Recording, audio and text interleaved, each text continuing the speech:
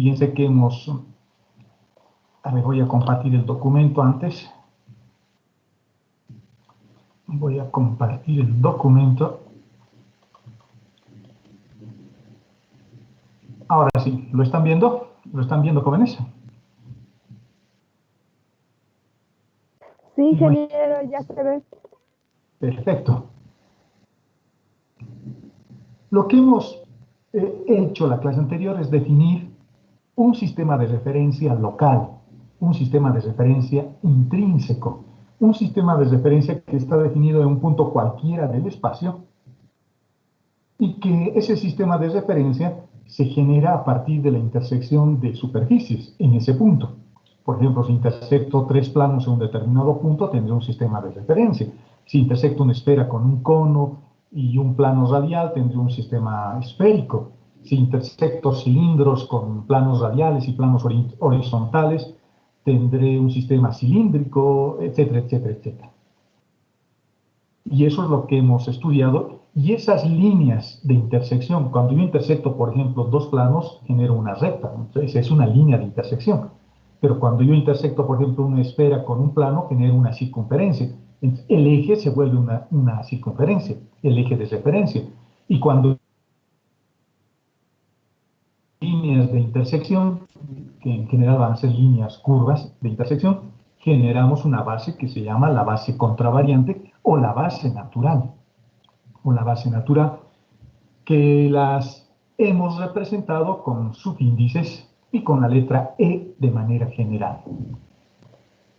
Y sus componentes, las componentes que le vamos a llamar componentes contravariantes, porque estoy refiriendo un vector a esta base de sub 1, sub 2 y sub 3, utilizan superíndices, más que superíndices, números volados, ¿no? Así se llaman en español bien hablado.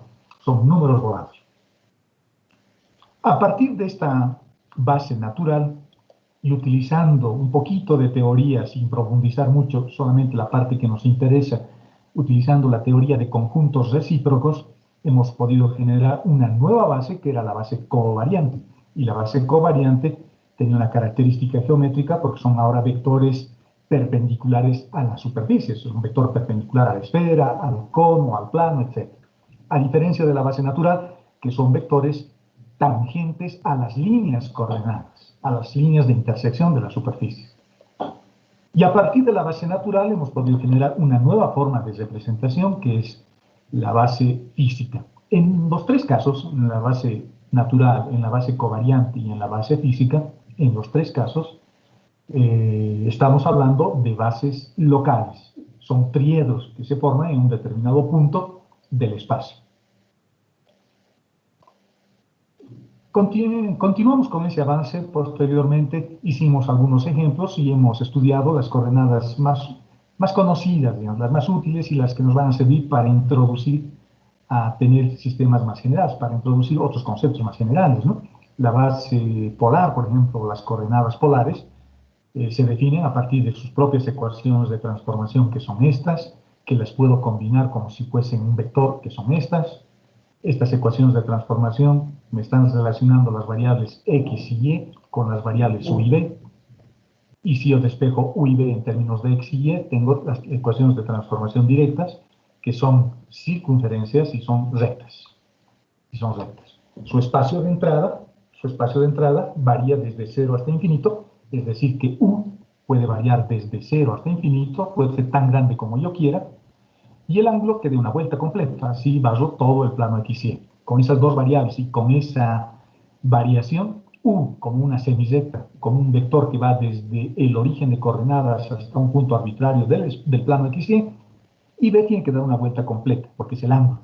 Así doy una vuelta completa de 360 grados o 2 pi radianes, y como el radio está variando desde 0, pegado, ligado al origen de coordenadas en su extremo origen, y su extremo libre tan grande como yo quiera, generamos o barremos mejor todo el plano XY. Vimos cómo se encuentran los vectores unitarios. Los vectores unitarios son bastante sencillos de encontrar. Lo único que tengo que agarrar es este vector o estas ecuaciones que corresponden a las componentes de este vector y empezar a derivar respecto de las variables. Como x y y dependen de u, entonces las derivadas de x y y respecto de u me darán el primer vector natural. El vector contravariante es sub 1. Y si el vector de posición parametrizado en términos de u y de b, ahora lo derivo respecto de b, o las ecuaciones de transformación estas, x lo derivo respecto de b y y lo derivamos respecto de b, tenemos la segunda ecuación. Esto es bien interesante, estos párrafos, si lo han leído con detenimiento, porque cuando yo encuentro E sub 1, lo que estoy encontrando son rectas o semirrectas tangentes a las líneas coordenadas, en este caso, tangentes al vector de posición. Y sus vectores, esos vectores son estos, son muchos vectores, un vector diferente para cada valor de ángulo. En otras palabras, lo que estamos haciendo, si nos queremos hacer una representación de lo que estoy queriendo explicar, tendríamos nuestro sistema de referencia X y Y, que es la madre de todas las bases, y ahí estoy generando estos vectores, el vector E sub 1, son muchos vectores, como este. Por ejemplo, ese es el vector E sub 1. Y ese vector E sub 1 va desde el origen de coordenadas hasta el infinito. Puede crecer tanto como yo quiera en cualquier dirección. Voy a tener este vector, un vector diferente para cada valor de ángulo. Y este es un vector tangente al vector de posición, al propio vector de posición. El otro vector, cuando derivamos respecto de b, cuando encontramos E sub 2, lo que estamos encontrando son vectores tangentes también, pero ahora a las circunferencias de intersección. Si hay una circunferencia, y estos vectores son vectores tangentes a la circunferencia en un determinado punto. Y esos dos vectores son vectores que los hemos definido como vectores naturales o vectores de la base natural o los vectores unitarios, los vectores contravariantes, etcétera, etcétera. Estos vectores son perpendiculares entre sí, pero no necesariamente son unitarios los dos. El primero es un vector unitario, pero el segundo no. Y fíjense que estos vectores están en base canónica. Su base es IJ, o sea, estoy generando un nuevo sistema de referencia, pero ese sistema de referencia también está en base canónica. Digamos que estoy generando vamos a tratar de poner una circunferencia acá, digamos, esa circunferencia que está dentro del espacio cartesiano rectangular. Entonces vamos a sacar su relleno. Y lo que estoy encontrando, cuando encuentro E sub 1, estoy encontrando este vector en ese punto, por ejemplo, y este es un vector unitario. Y el vector E sub 2 es este otro vector tangente a la línea coordenada. Y este vector no es unitario, pues lo estoy dibujando un poquito más grande, digamos. No es un vector unitario, ¿no? Bueno, y este es el eje Y. El eje Y. Este sistema de referencia cambia de dirección. Imagínense que ahora el punto no está acá, está acá. Por lo tanto, este vector va a seguir siendo tangente al vector de posición y este vector va a seguir siendo tangente a la circunferencia, pero ya en otro punto con otras direcciones, otros sentidos. Es una base que cambia sus direcciones y sus tamaños en cada punto del espacio o del plano X y Y. Este vector va a depender de cuán grande o pequeño sea el radio de esta circunferencia. Si el radio va creciendo más, este vector también se va haciendo más grande. En cambio, este vector siempre es unitario. Por eso decimos que es una base local, porque estoy generando este sistema de referencia en este puntito. En ese punto es el punto donde podemos aplicar ese sistema de referencia. Hemos hallado la relación que existe a partir de estas ecuaciones, la relación que existe entre los vectores I y J y los vectores E sub 1 y E sub 2. Y para encontrar esas relaciones es mejor llevarlo a su forma matricial. Y de la forma matricial, invirtiendo esta matriz, puedo despejar I y J. Y despejando y haciéndose inversa, tenemos esa expresión. Entonces el vector I y el vector J, ahora los estoy expresando como combinación lineal de los vectores E sub 1 y E sub 2. Y eso es lo que necesitamos cuando transformamos vectores, ¿no? Hemos estudiado luego su métrica. La métrica, este es el elemento más importante de un espacio vectorial, por eso se llama el tensor métrico fundamental. Y el espacio métrico del sistema polar es este.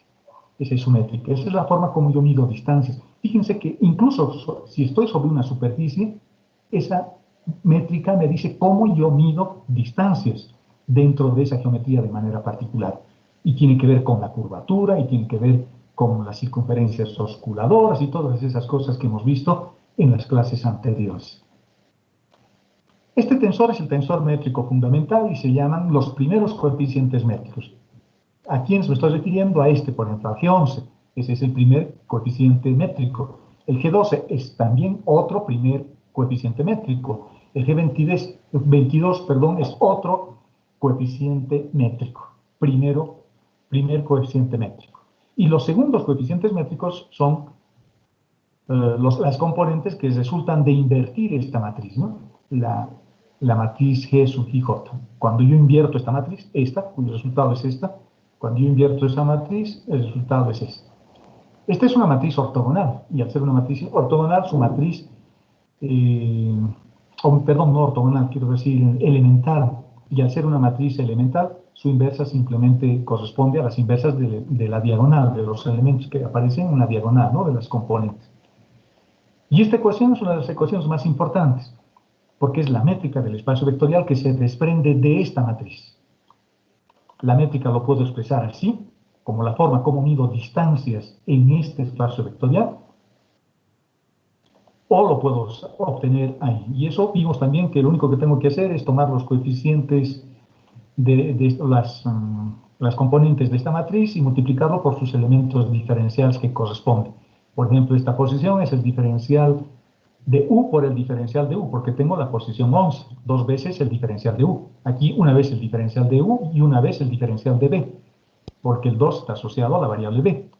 Una vez el diferencial de B y una vez el diferencial de U. Y acá dos veces el diferencial de B, que es esto, con sus propios coeficientes. Y esta es la métrica del espacio vectorial, y esta métrica se llama la métrica de Riemann. Este es un espacio vectorial de Riemann, un espacio curvo, un espacio vectorial curvo. Ya no es plano, ya no es plano. Y esto tiene una implicación geométrica y matemática importante, ¿no? Cuando uno estudia espacios planos o espacios curvos. Luego vimos otro sistema de coordenadas que es un desarrollo natural de las polares, que son las cilíndricas. Hicimos lo mismo, estas son sus ecuaciones de transformación, estas son las ecuaciones de transformación indirectas, estas son las ecuaciones de transformación directas, este es un cilindro, esto es un plano radial, B igual a cotangente de Y sobre Z, y esto es un plano horizontal. Genero cilindros, encuentro sus vectores unitarios, los vectores de la base natural, encontramos también la relación entre las bases, llevando estas ecuaciones a su forma matricial, y así obteníamos el tensor métrico fundamental. El primer vector es unitario, el tercer vector es unitario, pero el segundo vector, E sub 2, no es unitario. Su módulo vale 1. Su métrica es esto. Lo mismo, este es un sistema ortogonal porque es una matriz diagonal. Este vector, reitero, es unitario. El segundo, el E sub 2, no es un vector unitario y el sub 1 es un vector unitario. Y lo que obtenemos es esto, ¿no? Fíjense dónde estamos encontrando ahora este sistema de referencia, este triángulo, ¿dónde estamos encontrando? Estamos encontrando en la intersección del cilindro rosado con el plano horizontal celeste y el plano radial verde. El plano radial es como una puerta, ¿no? Que se va moviendo. Sus bisagras están en el eje Z. Este plano va moviéndose y al moverse este plano, el sistema de referencia también se va moviendo alrededor de la circunferencia. Y los vectores que hemos encontrado son vectores a las líneas coordenadas. Por ejemplo, el vector E sub 1 es un vector tangente a la intersección que hemos encontrado entre el plano verde y el plano celeste. Es una recta. Este sería su vector direccional de esta recta. El vector E sub 2 es un vector tangente a la circunferencia de intersección entre el cilindro rosado y el cilindro celeste. Y lo mismo para el vector E sub 3. En este caso estamos intersectando el plano verde con el cilindro rosado, que en este caso va a corresponder también a una recta. Y este es un semiplano, ¿no? El semiplano verde. ¿Por qué le llamamos semiplano? Porque siempre empieza desde el eje Z, no va hasta el infinito al otro lado.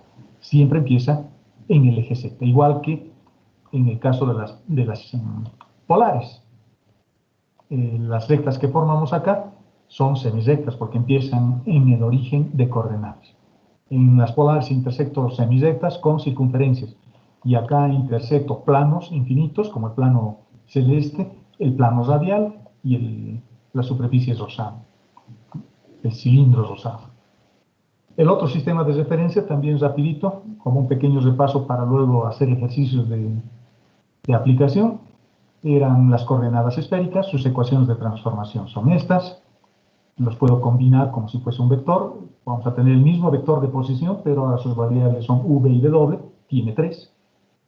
Cuando yo despejo v y w en términos de x, de y y de z, encontramos las otras ecuaciones de transformación, las directas, y fíjense que esta es una superficie de nivel. Si u es una constante, tengo una esfera como vamos a ver más adelante, la esfera amarilla.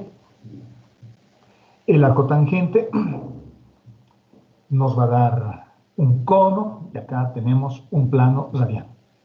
Si intersecto conos, planos radiales y esferas. Los vectores de su base se encuentran de la misma manera. Agarro estas tres ecuaciones, por ejemplo, estas tres ecuaciones paramétricas, y si las tres las derivo respecto de u, voy a tener seno de b, coseno de w en la dirección de y, seno de b, seno de w en la dirección de j, y coseno de b en la dirección de k. Entonces, las tres ecuaciones los derivo respecto de la misma variable y tengo el vector sub 1. La primera variable, u. Si ahora agarro las 3 y las derivo respecto de b, encuentro sub 2. Y si ahora agarro las 3 y lo derivo las 3 respecto de w, encuentro sub 3. La relación entre bases es un poco más complicada. Fíjense, esa matriz es un poco más complicada. Pero para cada valor de ángulo b, y ángulo de elevación y ángulo de azimut, yo voy a tener una matriz numérica, ¿no? En cada punto sobre la esfera. Fíjense qué interesante. En cada punto sobre la esfera yo genero un sistema de referencia. Por eso decimos que tiene geometría esférica, porque los sistemas de referencia están sobre la esfera, y están sobre el cono, y están sobre el plano. El sistema de referencia está sobre la esfera, contienen también al cono, el cono amarillo, y sobre la esfera radial, que es el semiplano radial, este celeste, cuya bisagra está en el eje Z. Este plano se va moviendo, dando vueltas, ¿no? Y empieza desde desde el eje Z. Los primeros coeficientes métricos también podemos hallar haciendo el producto escalar. No se olviden que estos se encuentran haciendo productos escalares. El G11 es E sub 1 con E sub 1, el G12 es E sub 1 con E sub 2, el G3 es E sub 1 por E sub 3, E sub 2 por E sub 1, E sub 2 por E sub 2, etcétera, etcétera, etcétera. Y vemos que esta métrica también es ortogonal. Quiere decir que estos tres vectores subtienden un ángulo de 90 grados uno con otro, ¿no? Mutuamente. Y su métrica también es riemanniana, ya no es una métrica euclidiana. ¿A qué me refiero cuando hablo de euclidiano o riemanniano? La métrica euclidiana, jóvenes, los coeficientes siempre son 1. 1 debería ser eso y 1 debería ser esto. El u al cuadrado seno al cuadrado de b. Pero en este caso no son 1. Imagínense que eso vale 1. Y este otro también vale 1. Cuando yo veo esa ecuación, yo digo, esta es una métrica euclidiana, porque este es el módulo de un vector en el sistema cartesiano rectangular. Esto es Pitágoras del espacio. Esta es la diagonal del paralelepípedo. Su geometría es un rectángulo. Pero ahora ya no responde de esa forma, ¿no? La ecuación tiene un u al cuadrado ahí y tiene un u al cuadrado seno al cuadrado en este término. Como ya no son unitarios esos coeficientes, entonces la métrica es riemanniana. Entonces ya no hay una relación directa, ¿no? Pitagórica. Y este es un espacio de Riemann, un espacio curvo. Los espacios de Riemann generalmente son espacios curvos. Vimos unos ejemplitos sencillos. Me dieron un vector que se llamaba el vector A, que estaba aplicado en este punto. Lo que hicimos era representarlo en coordenadas polares. Hallamos sus componentes. Esto hicimos la clase anterior. Lo pueden ver fácilmente o repasar fácilmente si lo hemos repasado. Y como me están pidiendo que está, o como me están diciendo que está aplicado en el punto P, entonces con el punto P encuentro el ángulo y encuentro el radio. Y encontrando el ángulo y el radio, vimos que el vector A en coordenadas polares base contra variante es S. Y en coordenadas cartesianas rectangulares es esto. Y menos J, como combinación lineal de su base. Y menos J. Y como combinación lineal de su base, pero la base local, la base intrínseca, la base propia de este sistema, es menos C. Y luego lo volvimos también un vector físico y en la base física, el vector A es este. Solo tiene componentes en la dirección del vector I sub 2 y el tamaño de su componente vale raíz de 2. Ese vector es el mismo que este. Pero fíjense, su componente vale menos 1. Vale menos 1. Por eso se llama base contravariante, ¿no? Porque a medida que aumenta el tamaño del vector, disminuye el tamaño de la componente. 1 negativo es más pequeño que menos raíz de 2, que es 1.4142, es más pequeño, por eso las componentes en base contravariante son más pequeñas. Las bases físicas, esta base física, siempre me da el tamaño geométrico real de la componente del vector. Y es la misma componente que tenemos acá, donde está de este vector, El mismo tamaño, 1 menos 1, que es este, ¿no? Este vector. ¿Cuánto vale el módulo de este vector? El módulo de este vector vale raíz de 2, que es este mismo. El mismo tamaño. Luego vimos otro ejemplo, que era un vector que le hemos llamado de inducción magnética. Uno de ustedes, un compañero de ustedes, me preguntaba cómo yo sé que esto es un vector de inducción magnética, cuando yo le decía que solo es un nombre, ¿no? Y es un vector que tiene geometría en principio radial, solo es un nombre. Le podríamos haber llamado también el vector de carga eléctrica, no sé, lo que sea, o el vector de velocidades. En este caso le hemos bautizado con el nombre de inducción magnética. Y tal vez los vectores magnéticos tengan esta estructuras como esta. Y este es un vector que estaba expresado en coordenadas cilíndricas y nos pedían llevarlas a coordenadas esféricas. Lo mismo, lo que hemos hecho es un paso intermedio. Este vector lo hemos transformado a coordenadas cartesianas rectangulares y de ahí hemos saltado a esféricas. Y estamos usando base física, fíjense. La base física se representa con las letras I, sub 1, I sub 2, I sub 3, etcétera, etcétera, etcétera, ¿no? Fíjense que hemos encontrado los vectores cilíndricos, los hemos vuelto vectores físicos, lo hemos reemplazado en el vector B para hacer la verdadera transformación. Fíjense que ya aparece la base canónica. Hemos eliminado las variables R y θ porque son variables del sistema cilíndrico, no del sistema cartesiano rectangular. Y finalmente hemos encontrado el vector de inducción magnética en coordenadas cartesianas rectangulares. Es un vector de posición, parecido al vector de posición, pero con un módulo diferente, ¿no? 1 sobre x al cuadrado más el cuadrado. Luego hemos encontrado los vectores de la base esférica, los hemos vuelto físicos también. Hemos encontrado una relación entre las coordenadas cartesianas rectangulares y los vectores de la base canónica, y hemos ido reemplazando y transformando las componentes. Esa componente lo hemos transformado y luego esta otra usando las ecuaciones de transformación de las esféricas, ¿no? Que están, bueno, creo que no los puse por ahí, pero vale r seno de θ coseno de θ, eso es x, dividido entre x al cuadrado más x al cuadrado, que sale esto. Simplificando me daba esto, para el otro también esto. Fíjense que tengo el vector b, pero todavía no hemos hecho ninguna transformación. Este vector sigue en base canónica, no está en base esférica. Cuidado, uno piense y diga, fíjense, ya ha aparecido radio, ya ha aparecido θ, ya ha aparecido phi, este vector está en base esférica. Ese es un error. La verdadera transformación ocurre cuando transformamos la base. Ahí ocurre la magia, ¿no? Hemos transformado la base, hemos encontrado I1 en términos de sub 1 y sub 2 y sub 3, y J, mejor dicho J, en términos de sub 1, de sub 2 y sub 3. Hemos simplificado los términos y hemos encontrado el mismo vector en 3 bases diferentes. Y todas están en base física. En esféricas, base física, estoy usando ρ y θ para diferenciarlo con este otro, porque si no tendría que colocar I1 y 1 en ambos.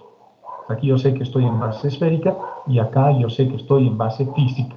Fíjense, las componentes han cambiado porque estoy utilizando sistemas de referencia diferentes.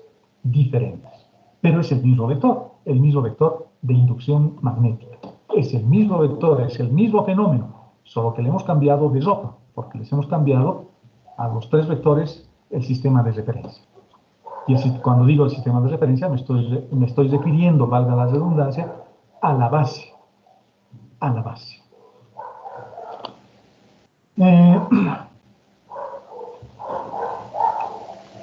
Luego hemos continuado estudiando a partir de este tensor, que es el tensor métrico fundamental, que es la matriz Gram, así también se le llama, G-R-A-M, la matriz Gram, que tal vez han estudiado o han visto en álgebra lineal. Esta matriz es sumamente importante. Y a partir de esta matriz Gram lo que hemos hecho es construir o definir los otros elementos geométricos que uno estudia cuando estudia geometría. Por ejemplo, elementos de línea. Los elementos de línea es la forma como yo mido distancias dentro de una geometría que es curva, Por ejemplo, la distancia sobre una esfera, la distancia sobre un paraboloide hiperbólico, la distancia sobre una superficie saddle, o la distancia que puedo medir sobre un cilindro o sobre un plano. Y la forma como se mide es tomando en cuenta la curvatura que tiene ese espacio vectorial.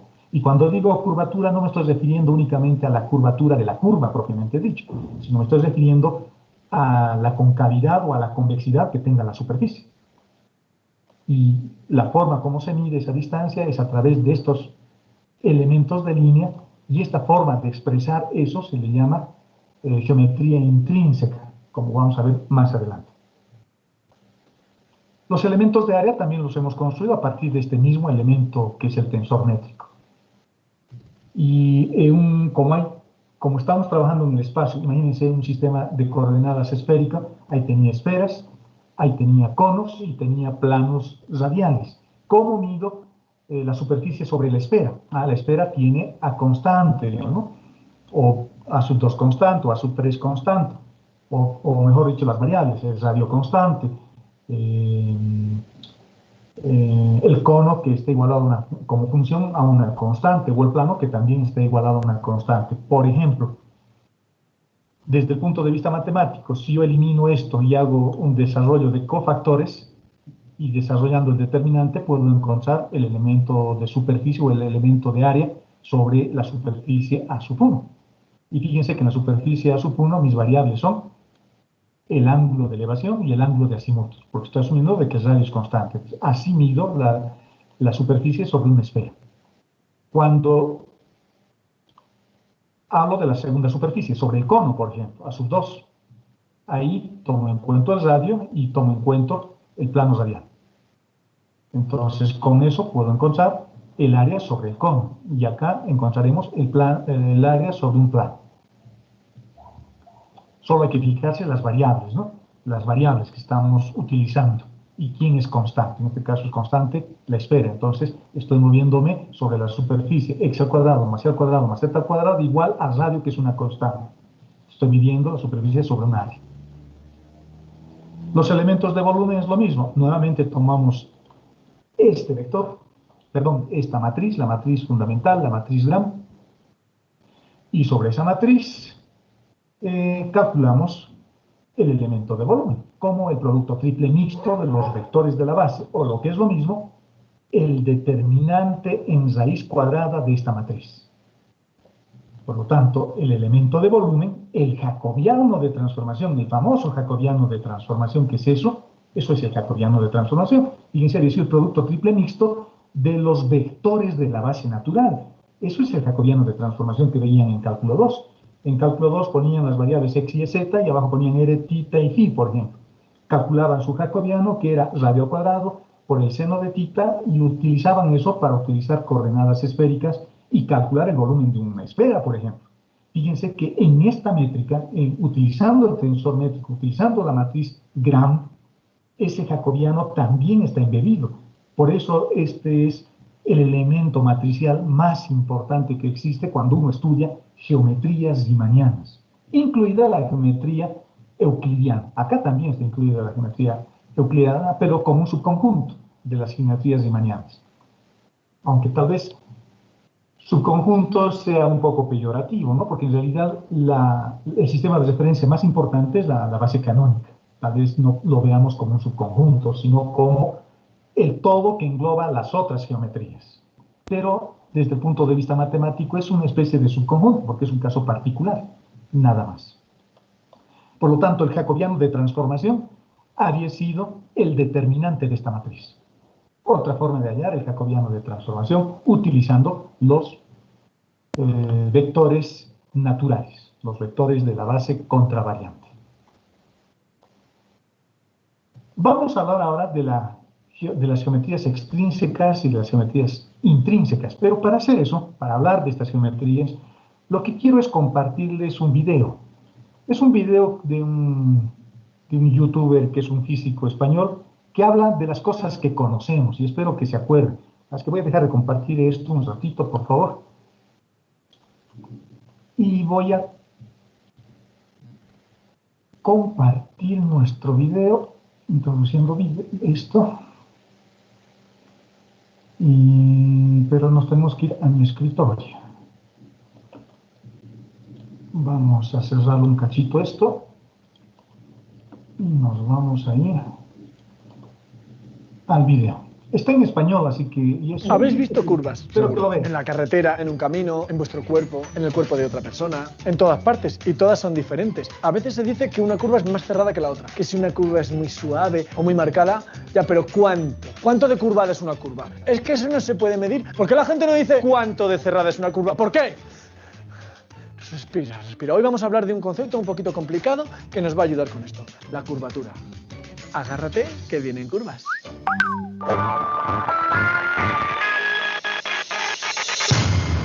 Mucho cuidado porque las curvas no son de fiar. Una recta sí, una recta no anda cambiando todo el rato. Una circunferencia también es de fiar. Una vez estás en ella, cambia siempre igual. Pero una curva cualquiera no. Esas van cambiando todo el rato. Es un lío que solo podemos resolver con un concepto potente, la curvatura. Una forma de decir que una línea está más curvada que otra es si su cambio de dirección es mayor cuando recorremos la misma distancia. La herramienta que usamos en matemáticas para medir la magnitud de los cambios es la derivada.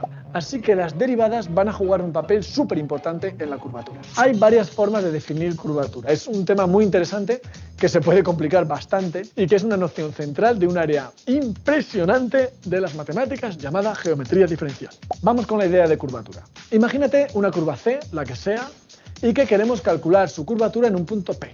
Lo que hacemos es recurrir a alguien de fiar, las circunferencias. Así buscamos una circunferencia que en el punto P se parezca lo más posible a la curva C. Para hacer eso tomamos 3 puntos en la curva C. Por 3 puntos dados pasa una sola circunferencia. Así que acercamos esos puntos a P y cuanto más cercanos sean a P, más se parecerá la circunferencia que pasa por esos 3 puntos a la curva C en P. En el límite en que los 3 puntos coinciden en P, tenemos una circunferencia límite y a esa circunferencia límite se le llama circunferencia osculatriz, que en latín significa circunferencia besucona, porque ósculo en latín es beso. Al centro de la circunferencia osculatriz se le llama centro de curvatura de C en P y al radio de la circunferencia osculatriz se le llama radio de curvatura de C en P y se escribe R sub P.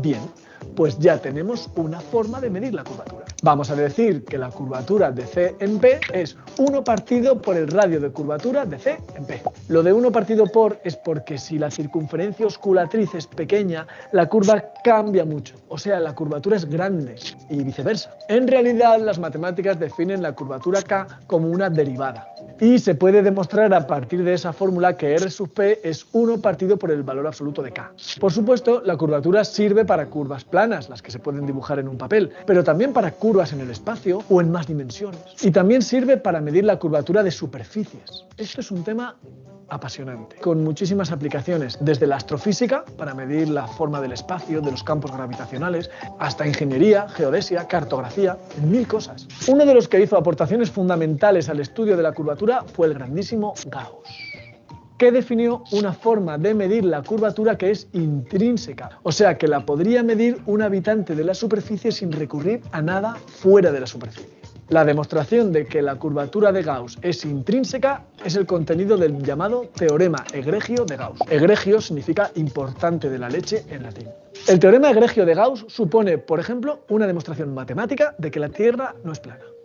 En fin, el tema de la curvatura da mucho de sí, pone las bases de la geometría diferencial y es una muestra más de que cuando las matemáticas se ponen a estudiar algo, se ponen en serio. Os animo a que investiguéis sobre curvaturas y conozcáis la geometría diferencial. Eso sí, armaos de valor que entráis en un terreno duro, ya sabéis. Las curvas son peligrosas. Nos vemos en el siguiente vídeo.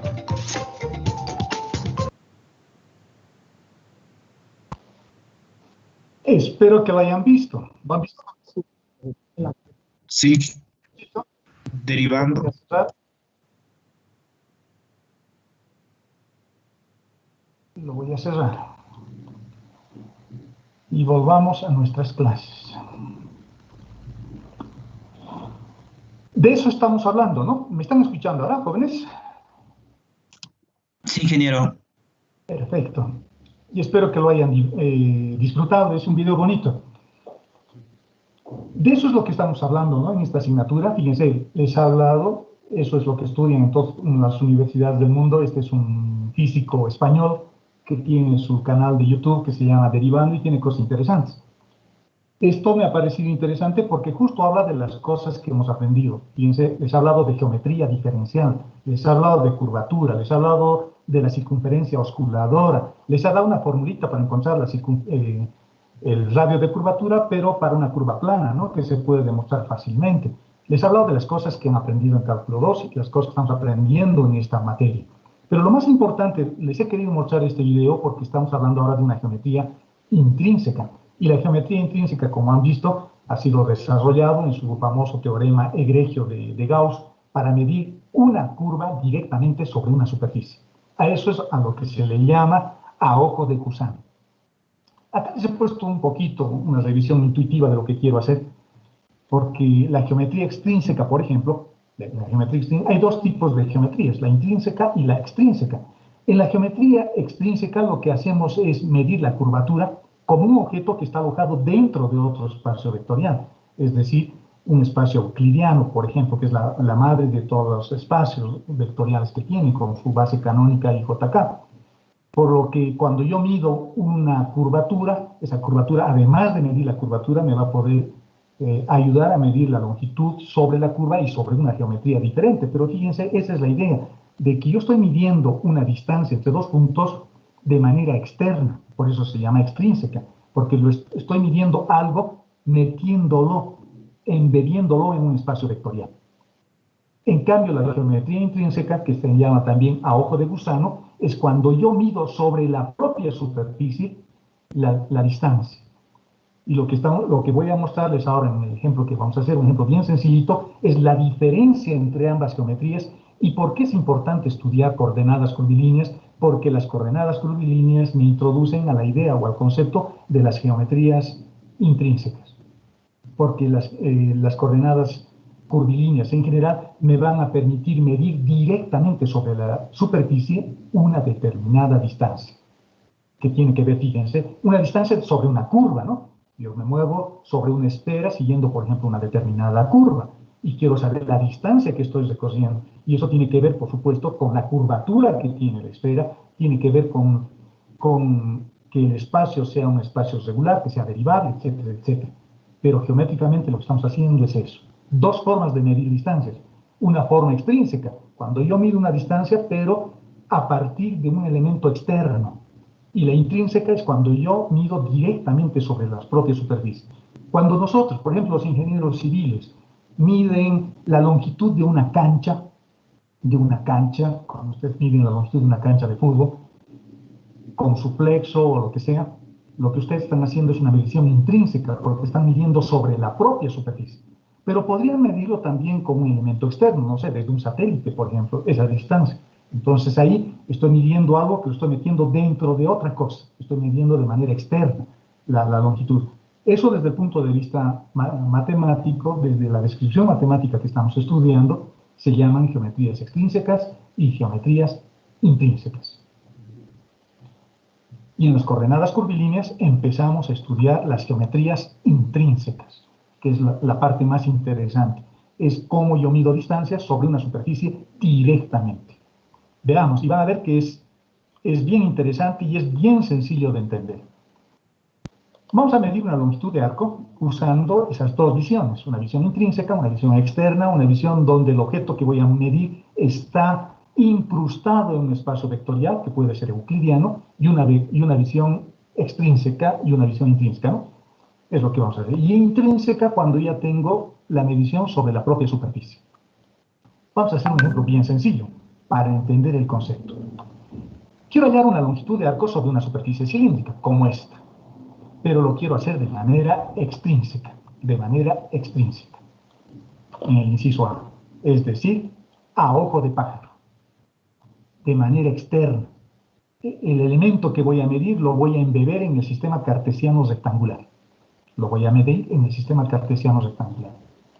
Por lo tanto, lo que voy a hacer es construir esta superficie, pero esta es una superficie esférica, perdón, cilíndrica. Si es cilíndrica, puedo usar coordenadas cilíndricas.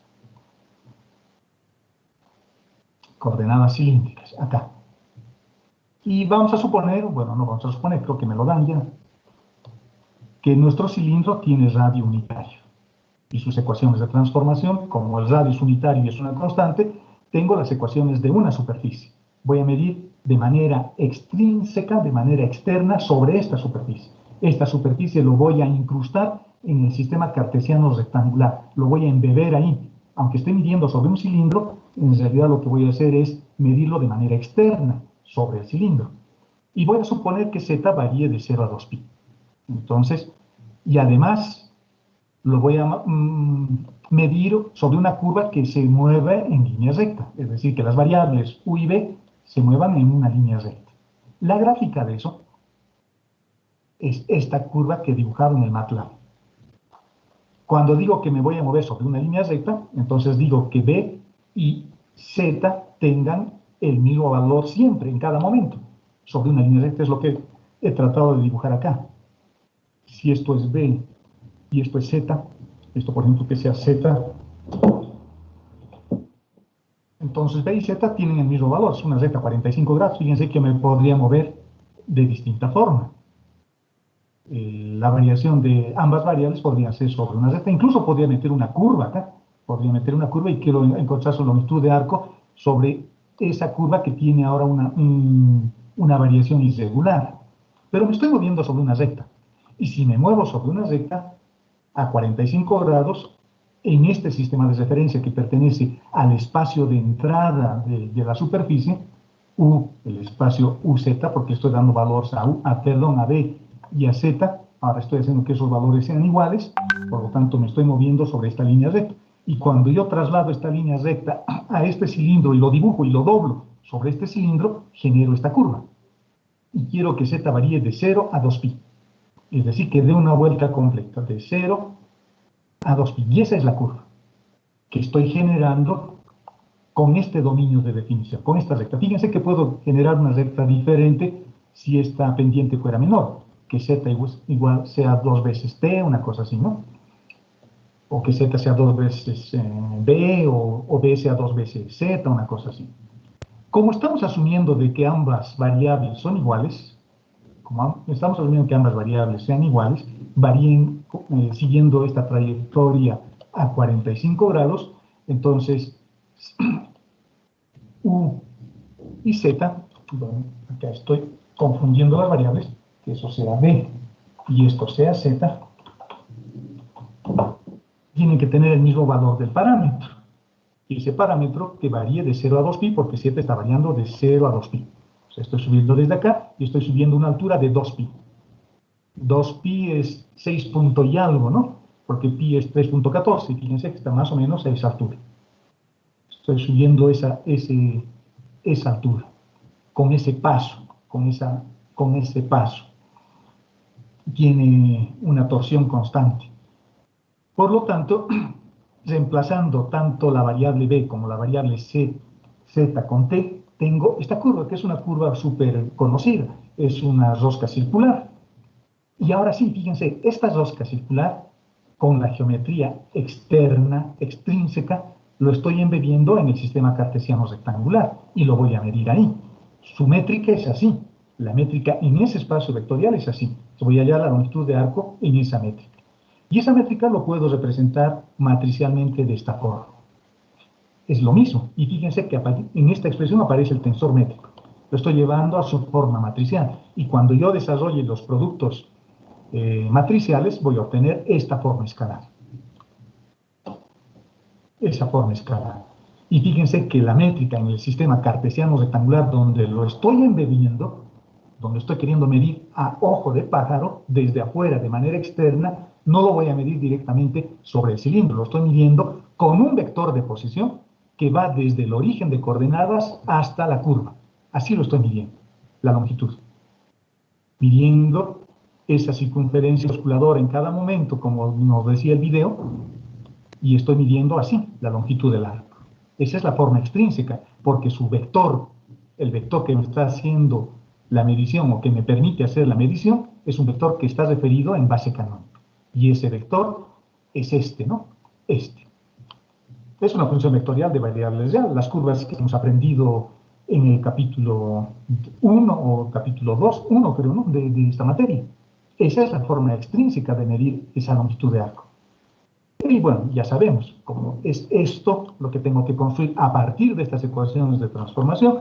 Tengo que encontrar sus elementos diferenciales, construir la longitud del arco, parametrizando las variables x, y, z, parametrizando todo en términos de una única variable, simplificando un poquito, y finalmente obtenemos que el arco elevado al cuadrado es igual a eso, donde la longitud de arco es eso. Fíjense, esto es una medición extrínseca. Esa longitud lo estoy incrustando en el espacio cartesiano rectangular. ¿De acuerdo? Lo que sabíamos. Aquí no he hecho coordenadas curvilíneas. Aquí no estoy trabajando en una geometría diferente. Sigo en el espacio euclidiano. No estoy haciendo uso de una geometría riemanniana. No estoy haciendo eso. Y esa es la forma de medir una longitud de arco, que es lo que hacíamos antes. Pero vamos a ver ahora lo mismo, pero dándole una visión intrínseca, a ojo de gusano. Ahora me voy a mover sobre la propia superficie para medir la longitud del arco. Para eso voy a tomar las mismas ecuaciones, pero voy a construir la base local en cada punto. Voy a construir una base local en cada punto de esta curva, como el triedo móvil famoso que teníamos, ¿no? Una base local en cada punto de esa curva. Por ejemplo, aquí tendré un vector y el otro vector, y fíjense el sentido que le estoy dando a esos vectores, y el otro vector será este. Voy a usar, y además solo dos vectores, porque voy a generar un espacio vectorial de dimensión 2. ¿Por qué un espacio vectorial 2 y no 3? Porque me estoy moviendo sobre el cilindro. Si ustedes fuesen un elemento diferencial, yo no sentiría de que estoy moviéndome sobre una superficie curva, sino sobre una superficie plana. Para nosotros la Tierra es prácticamente plano, ¿no? Porque somos elementos diferenciales comparado con la magnitud, con el tamaño del planeta Tierra. Por eso es que cuando yo mido sobre la Tierra una distancia, lo mido usando un metro, una regla común y corriente, un elemento de medición común y corriente, como si fuese un espacio plano, aunque no es cierto eso, ¿no? Y un espacio vectorial de dimensión 2 porque me estoy moviendo sobre la superficie. No estoy entrando dentro de la superficie, estoy moviéndome sobre la superficie, y la superficie es un espacio vectorial de dimensión 2. Es un espacio vectorial que solo tiene dos posibilidades de moverse si se está moviendo sobre esta superficie. Y sus dos vectores son U y V. Acuérdense, o V y Z, acuérdense de las superficies, cómo se definían cuando veíamos su forma vectorial. Las superficies solo deberían tener dos variables, aunque vivan dentro de un espacio vectorial de dimensión 3. Entonces, lo que voy a hacer ahora es darle un enfoque intrínseco. Voy a construir la base, porque todo lo que hemos hecho siempre partía de la existencia del tensor métrico fundamental. Estoy construyendo la base, es sub 1, derivando respecto de b, la primera variable, su derivada del coseno es el menos seno, la derivada del seno es el coseno, la derivada de z respecto de b es 0, solo tengo ese vector, y sub 2, el otro vector natural de la base natural, es derivando x, y, z respecto de z. X no depende de z, y tampoco depende de z, y z depende de z. Su derivada vale 1. Hallando su métrica, me encuentro con una métrica ortogonal. Ortonormal, en realidad. Y eso es porque el radio del cilindro es unitario.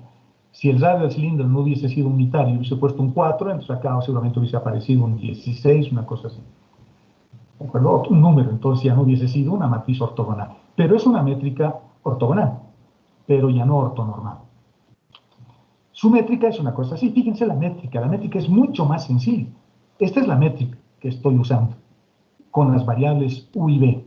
Y esta es la métrica que he usado usando las variables X y Z, porque aquí yo me estoy obligando a meter esa curva dentro de un espacio vectorial de dimensión 3. Cambio en la métrica intrínseca, en la geometría intrínseca, yo me estoy moviendo sobre el propio cilindro y voy con mi metro, con mi flexo y mido sobre el propio cilindro. En cambio, en la métrica extrínseca, yo estoy midiendo usando este elemento auxiliar, porque lo he metido dentro del espacio vectorial tridimensional, esta curva. Por lo tanto, estoy midiendo esa distancia usando una forma extrínseca. En cambio, cuando yo mido en forma intrínseca, para que trate de quedar más claro lo que estoy tratando de explicar, estoy midiendo directamente sobre la superficie. Directamente sobre la superficie. A esa métrica también se le llama la métrica natural, la geometría natural. O sea, yo me estoy moviendo naturalmente sobre la superficie cilíndrica en este caso. Y su métrica es mucho más sencillo. Aquí la métrica tenía 3 variables.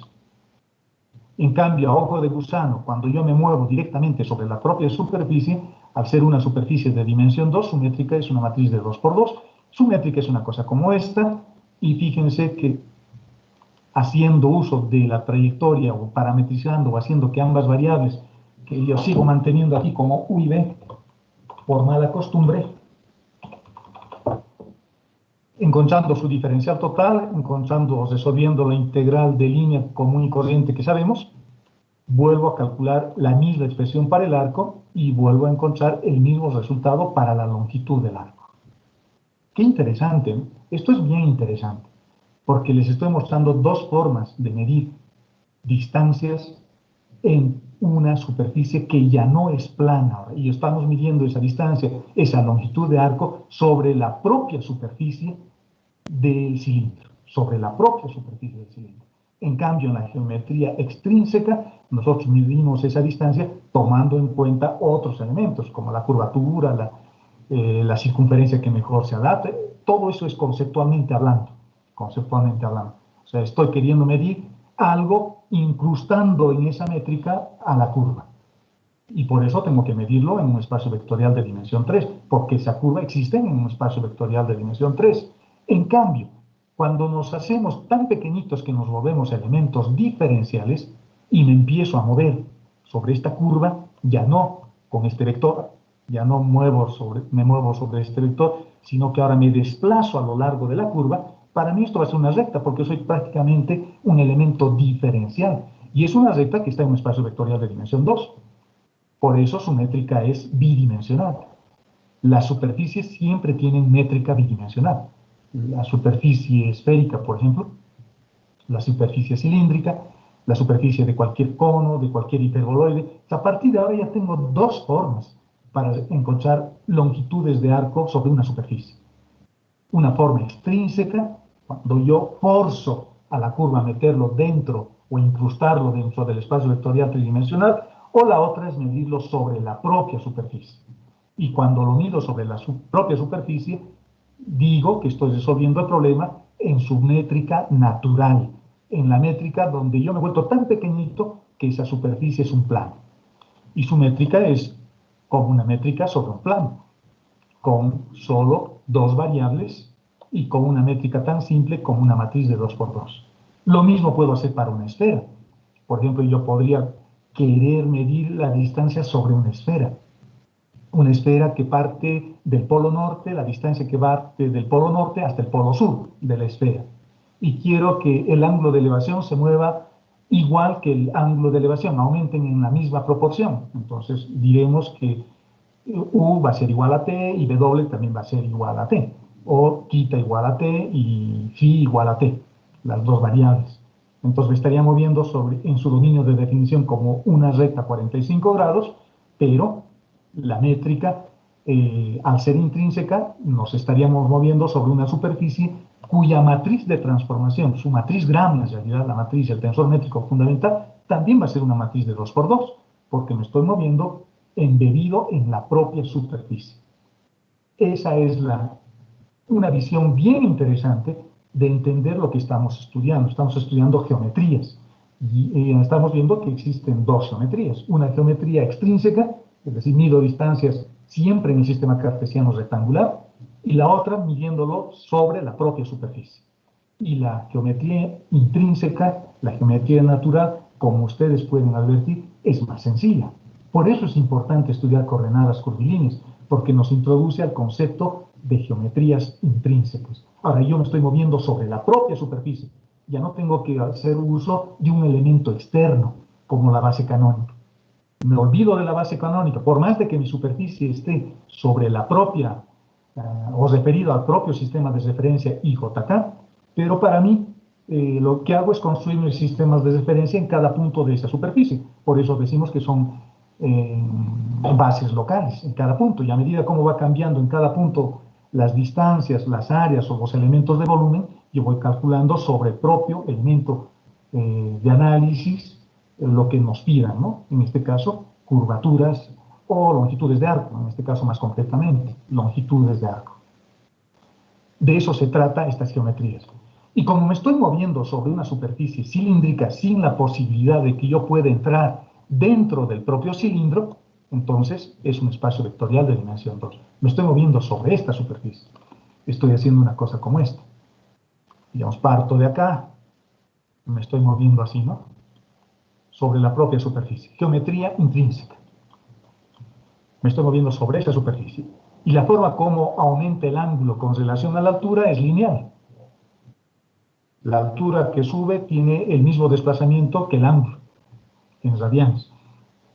Por eso es una recta a 45 grados en su dominio de definición. Podríamos tener una curva más cerrada, podríamos tener un paso más abierto, va a depender de la pendiente de esta recta. Y si ustedes se dan cuenta, y como dice el video que hemos visto, nos introducimos en un sistema, en una geometría apasionante, porque esto es apasionante, jóvenes, empezamos a ver de que existen distintas visiones de cómo yo puedo medir estas distancias. Por eso la métrica siempre está asociada a la longitud del arco, siempre. Y les había comentado alguna vez de que la forma más interesante de estudiar esto, o de hallar una longitud de arco, siempre es utilizando esa formulita, ¿no? Diferencial de x al cuadrado más diferencial de y al cuadrado más diferencial de z al cuadrado. Y eso es el diferencial del arco al cuadrado. Esa es su métrica. Y esa es la forma como mido distancias en cualquier espacio vectorial. Ahora, si yo quisiera hallar dentro de una geometría cilíndrica una distancia, pero ahora con la posibilidad de que además pueda entrar dentro del cilindro, entonces sí estaríamos hablando de un espacio vectorial de dimensión 3, porque aparte de entrar, de moverme sobre la superficie, yo podría tener la posibilidad de además de introducirme en el propio cilindro, y dentro de esa geometría cilíndrica medir una distancia. Y fíjense que eso estudiaban los grandes matemáticos, ¿no? Los grandes genios que nosotros estamos estudiando acá. Y fíjense lo que nos decía el video, de que es un tema difícil, que hay que prepararse, pero si se dan cuenta tampoco es tan difícil. La idea es entender lo que estamos haciendo. Y lo que estamos haciendo es apasionante. La visión extrínseca, cuando utilizo la base canónica, eso es una visión a ojo de pájaro. Yo estoy volando y estoy midiendo con algún sistema o algún sensor esa distancia, pero desde afuera de la superficie, de la curva propiamente dicho, desde afuera de la curva propiamente dicho. Pero si lo quiero medir sobre la propia curva, entonces utilizo una geometría intrínseca, propia, natural de la curva. Qué interesante. Eso es lo interesante de esto. Y cuando estudiamos coordenadas curvilíneas, me adentro en ese mundo apasionante que es las geometrías intrínsecas, ¿no? Y todo, si ustedes se dan cuenta, se hace a partir del tensor métrico fundamental. Y encontrar el tensor métrico fundamental es tan fácil como cantar y coser, o echarse a la ducha y cantar. Es fácil, no es difícil. Podemos tener geometrías más complicadas, funciones que tengan senos, cosenos o cosenos hiperbólicos, lo que ustedes quieran, pero el concepto matemático es sencillo. Encontrar la base natural es sencillo. Por eso se llama base natural, porque pertenece a la propia geometría del problema, propiamente dicho, valga la redundancia. Y los resultados que obtenemos son los mismos. El resultado que hemos encontrado es 2 raíz de 2 por pi, y el resultado que hemos encontrado con la forma antigua de encontrar longitudes de arco es lo mismo, A partir de esto yo ya puedo, imagínense que estamos volando un avión en un mundo esférico, perfectamente esférico, y me muevo por la línea del ecuador, y les puedo pedir calcular la longitud del arco de la línea del ecuador.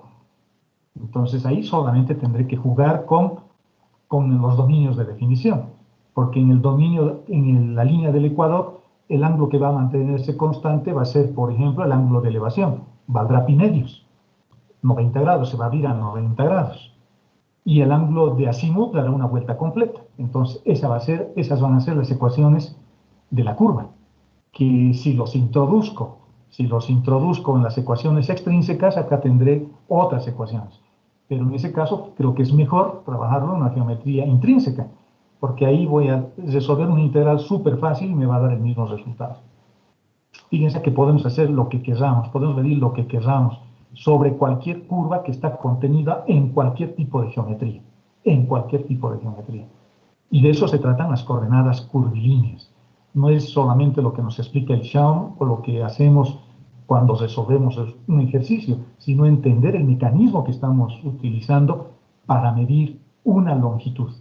Y cuando uno habla de geometrías, lo primero que hace es medir distancias, que ha sido la primera operación seguramente que han hecho los hombres en la antigüedad, ¿no? Medir distancias, cuantificar cosas, contar con los dedos. Cuando querían desplazarse de un punto a otro punto, medían una distancia.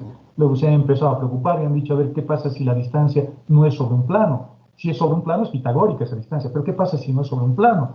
Empiezan a aparecer las geometrías riemannianas, geometrías intrínsecas, geometrías con su propia base, mucho más general. Y cuando veamos tensores, vamos a volver a tocar este punto, porque vamos a definir una herramienta, para determinar si un espacio vectorial es plano o es curvo. Y esa herramienta se llaman los símbolos de Christoffel. Si yo tengo una superficie y no sé si es plano y no sé si es curvo porque es tan gigantesco como el universo, pero yo quiero saber si es plano o es curvo, lo que hago es recurrir a esa herramienta matemática para determinar si ese espacio vectorial tiene curvatura.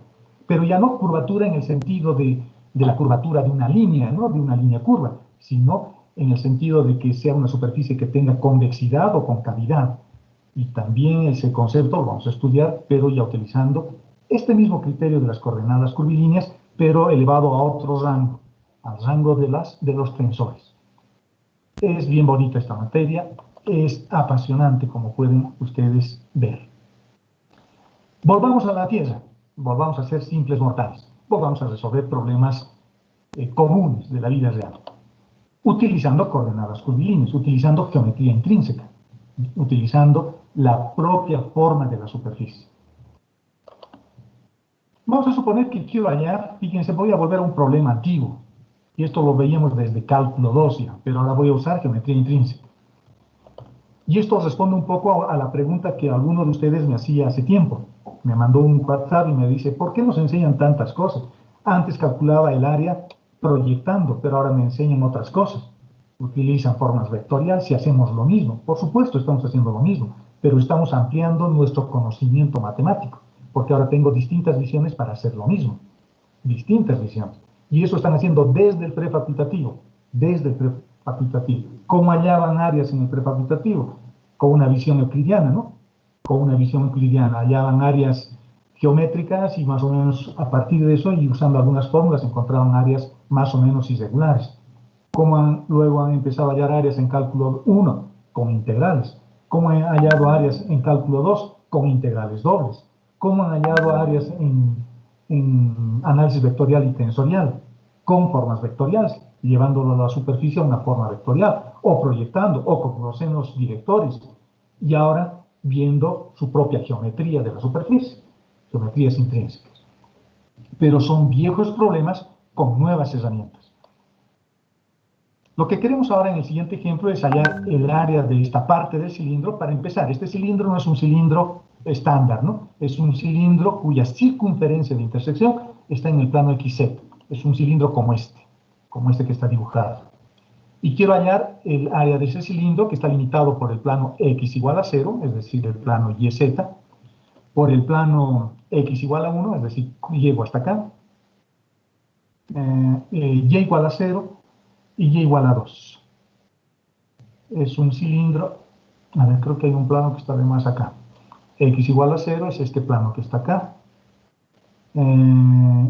X igual a 1 es un plano más cortito, no es como está en este dibujo, es un poquito más adentro.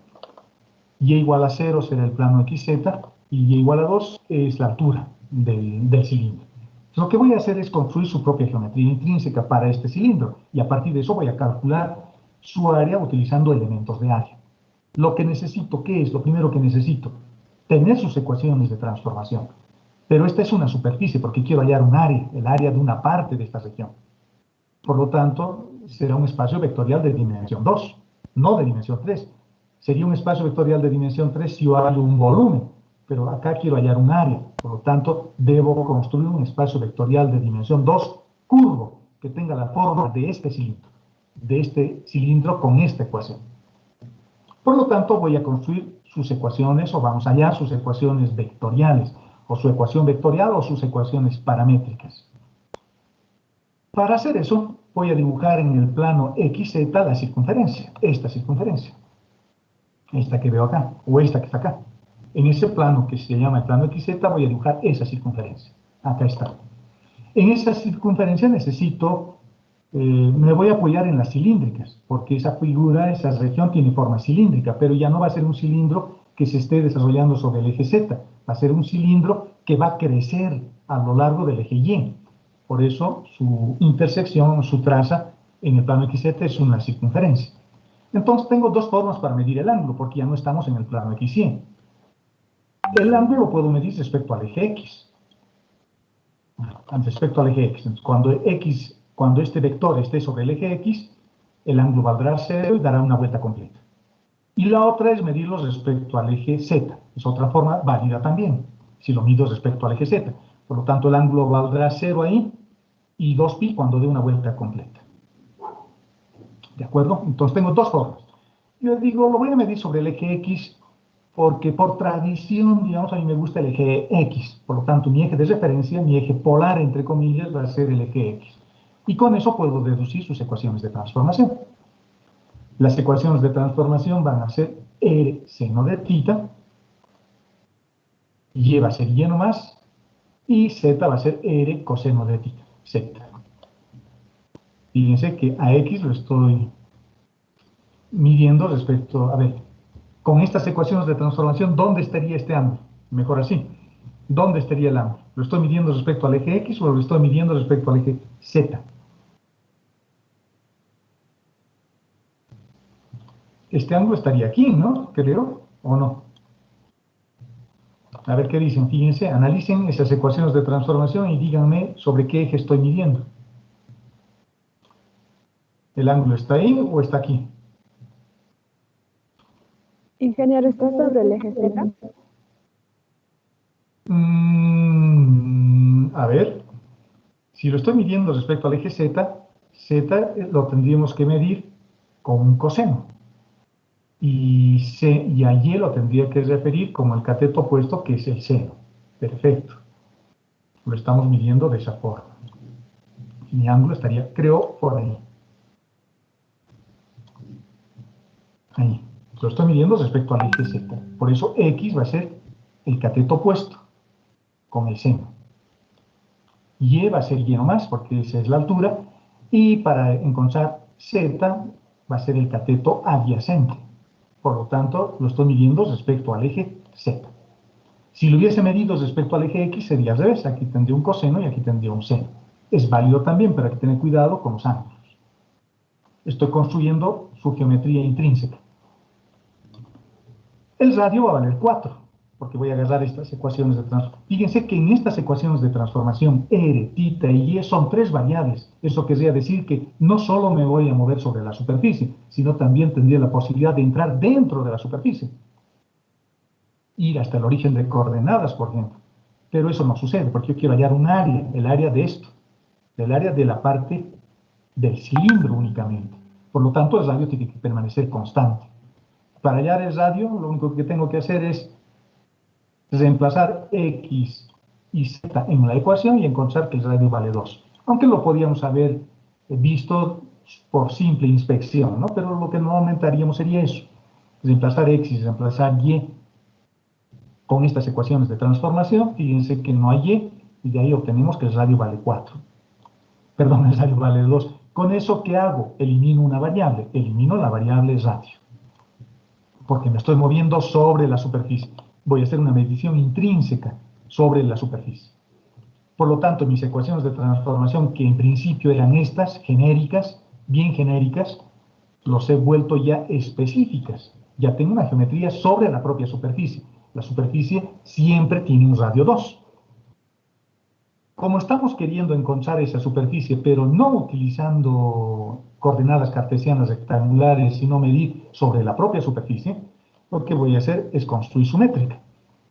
Voy a encontrar el valor de sub 1, dividiéndolo, mis variables que sean θ y y. No se olviden que en cilíndricas la primera variable es el radio, que en este caso es constante, la segunda variable es el ángulo, y la tercera variable es la altura, que en este caso es y.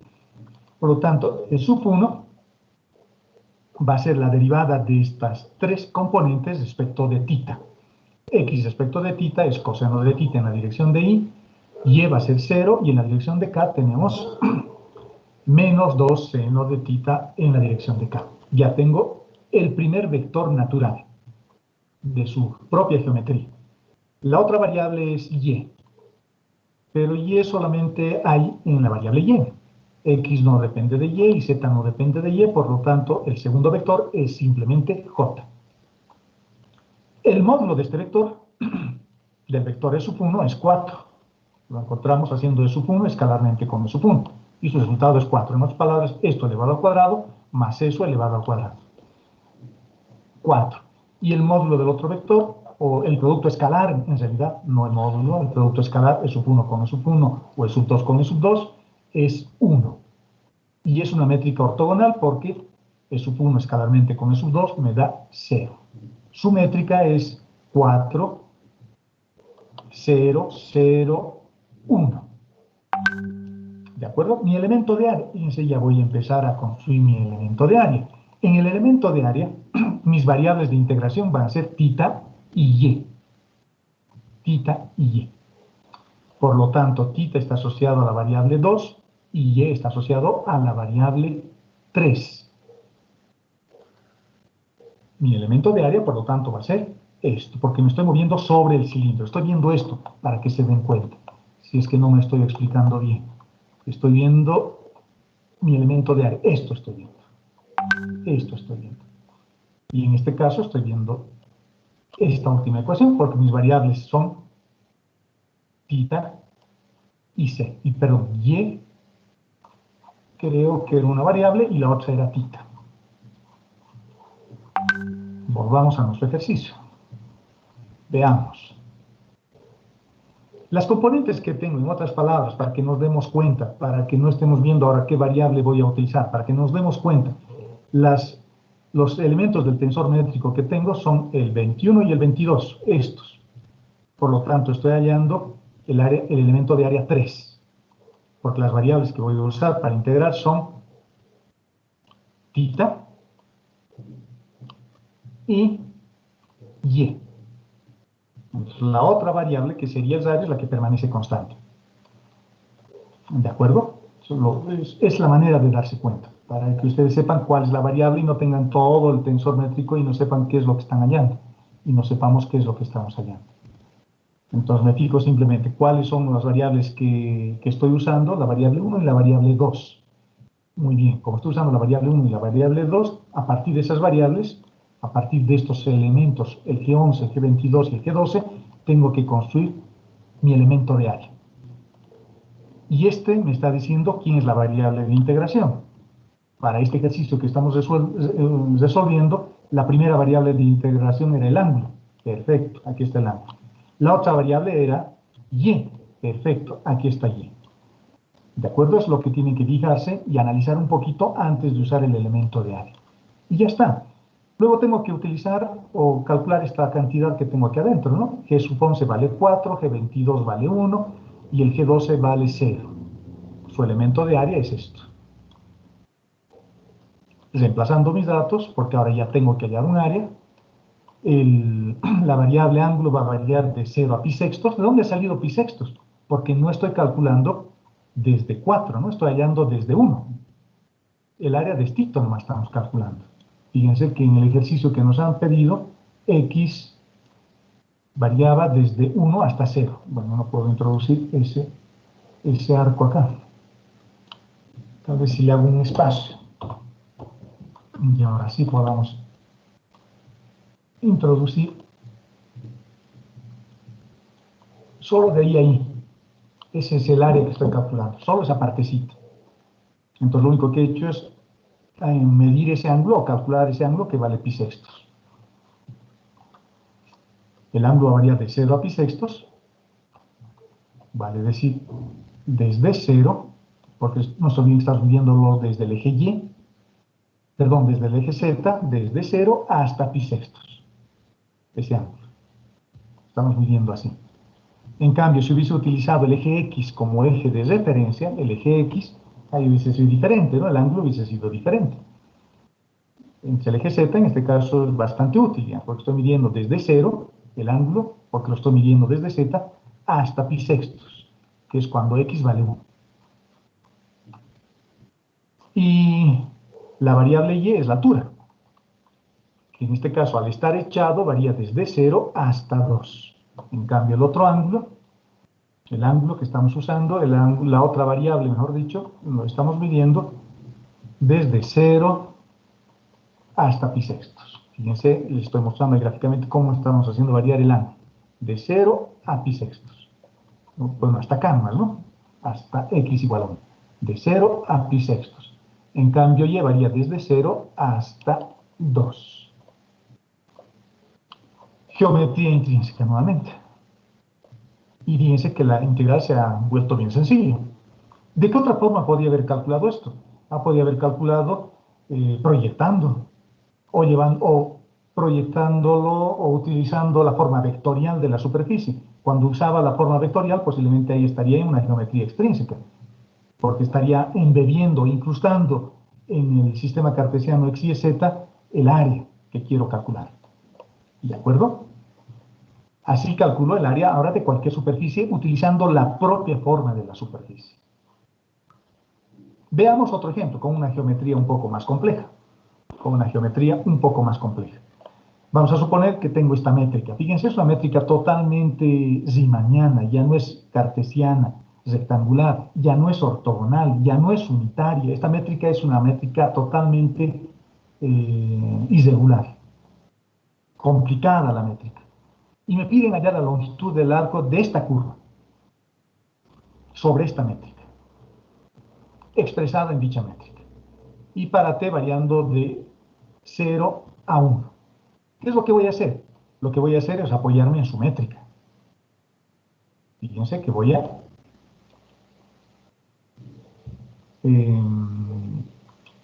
hacer uso de lo que hemos aprendido. 5 por el diferencial de u elevado al cuadrado, más menos 3 es 6. Diferencial de u, diferencial de b. 0, diferencial de u, diferencial de b doble, más 3, diferencial de b al cuadrado, más 4, diferencial de b doble al cuadrado, más 4, 2 más 2, diferencial de b, diferencial de b doble. Esa es su métrica. En su propia métrica estoy calculando. Y al igual que hemos hecho con la curva en la métrica de la circunferencia, o del cilindro, mejor dicho, encuentro los elementos diferenciales de u, de b y de b doble. Lo mismo que hacíamos antes, ¿no? Exactamente lo mismo. Parametrizo en realidad en términos de t las variables u, b y b doble, reemplazo en la métrica y lo hemos parametrizado todo en términos de t y tenemos esta integral. Esta integral es un poco compleja, ¿no? Complicada de resolver. Así que podemos apoyarnos o podemos usar alguna aplicación o mi máquina de calcular y la distancia que hemos recorrido es 3,2 aproximadamente unidades de longitud. Fácil, fácil. Para esta misma métrica, quiero hallar sus elementos de área y su elemento de volumen para la misma métrica. El elemento de área 1, cuando lo mida sobre las variables u, b y b doble. B es 2, b doble es 3. Tomo en cuenta esos dos y encuentro, reemplazando los valores simplemente que tenemos acá, encontramos que su elemento de área es 2 raíz de 2. Es una métrica euclidiana, numérica. El elemento de área 2, mis variables van a ser U y W, porque estoy hallando el elemento de área 2. Entonces, U está asociado a 1 y 3 está asociado a la variable W. Por eso estamos usando el 11 y el 33 y el 3. Todos los valores numéricos de estas dos variables que estoy usando acá, ¿no? El U está asociado al 1 y W está asociado a el 3. Por lo tanto, la cantidad subintegral va a tener 1 y 3. Reemplazando sus valores numéricos, porque el G11 tengo vale 5, el G33 tengo vale 4, y el G13, el 1, 3 vale 0. Y encontramos su elemento de área. Si lo quieren ver desde el punto de vista del cálculo ordinario, esto es el jacobiano de transformación. Y este también es el jacobiano de transformación, pero en ese elemento de área. No sé cuáles serán las superficies que estoy intersectando para encontrar esta métrica, ¿no? Pero su métrica dice que es una métrica euclidiana, numérica como es. Y el elemento de área 3, lo mismo. En el elemento de área 3, las variables que voy a encontrar son U y B, lo que voy a usar. U es el 1 y B es el 2. Por lo tanto, tendríamos una cosa como esta. El G11 vale 5, el G22 vale 3, el G12 ahora vale menos 3, elevado al cuadrado 9. Su elemento de área es eso, raíz de 6, multiplicado por el diferencial de U y el diferencial de W. Y voy a colocar mis límites ahí, como hemos hecho en los ejercicios anteriores. Y el elemento de volumen, nuevamente en esto lo que voy a hacer es encontrar su determinante. El determinante de eso es 4 en raíz cuadrada 2. Su elemento de volumen es eso. En esta geometría que estamos estudiando, ¿no? Fácil, ¿no? Todo parte de esta matriz. Por eso se dice que es la matriz más importante. Es la matriz que tiene que ver con la forma, cómo mido distancias, cómo mido áreas, cómo es la métrica de ese espacio vectorial. A los espacios vectoriales que tienen una fórmula para medir distancias se les llama espacios vectoriales con métrica, con espacios vectoriales, con fórmulas, con maneras de encontrar o calcular distancias dentro de esa métrica. Esta métrica es una métrica tridimensional. En cambio, sobre una esfera o sobre este cilindro que hemos calculado, es una métrica bidimensional. Es una métrica bidimensional. Y para terminar nuestra clase, lo que vamos a hacer es definir simplemente los operadores diferenciales. Y la siguiente clase vamos a hacer una clase de ejercicios, el viernes, de puros ejercicios. Vamos a empezar estudiando los operadores diferenciales. El primer operador diferencial es el gradiente. Pero vamos a empezar a estudiar estos operadores diferenciales utilizando ya notación tensorial. Y lo que les voy a pedir a ustedes es de que comparen estos resultados con los resultados que están o con las fórmulas que están en el Shaun, para que no pierdan de vista que en el Shaun hay una manera de hacer las cosas y acá en clases hay otra manera, pero en realidad es lo mismo, es lo mismo. El gradiente lo vamos a calcular utilizando esta formulita. Ya no vamos a demostrar estas fórmulas, se pueden demostrar, por supuesto, y en el Shaun seguramente está demostrado, pero les voy a poner simplemente la fórmula acá y la manera como se utiliza esa fórmula. Y es una fórmula distinta, reitero, a lo que está en el Shaun, porque aquí los operadores diferenciales los estamos estudiando en base natural, y en el Shaun utilizan normalmente base física, aunque también usan base natural, pero se restringen o se constriñen a sistemas ortogonales. Y yo puedo tener sistemas que no son ortogonales, puedo tener bases que no necesariamente subtiendan un ángulo de 90 grados entre ellos, ¿no? Puedo tener vectores, el vector de sub 1 y el vector de sub 2 pueden tener un ángulo agudo, y entre el vector de sub 1 y el vector de sub 3 puede haber un ángulo obtuso, no sé, mayor a 90 grados. Entonces, estas son fórmulas bien generales. Y el gradiente se calcula de esta forma. El gradiente de una función que se llama ρ. Esta es la función. Y si quiero hallar su gradiente, si quiero hallar ese vector con las derivadas parciales sucesivas, ya no es tan fácil como en el sistema cartesiano rectangular. Solo se toman las derivadas parciales y se forma el vector. acá tiene que ver el tensor métrico también como un elemento importante, Veamos, ¿cómo se desarrolla el gradiente? ¿Cómo se desarrolla el gradiente? Vamos a utilizando, valga la redundancia, un concepto que se llama el índice repetido. El índice repetido II y el índice repetido JJ. Y el índice repetido quiere decir sumatoria. Ese es un método para eliminar el símbolo de la sumatoria que lo ha introducido Albert Einstein. Se llama el método del índice repetido o de la sumación de índices, así se llama. Y es bastante sencillo. Cuando yo veo en el mismo lado de una ecuación un índice repetido, ese índice repetido quiere decir sumatoria. Sumatoria. Aquí tengo dos índices repetidos. Tengo II y tengo JJ.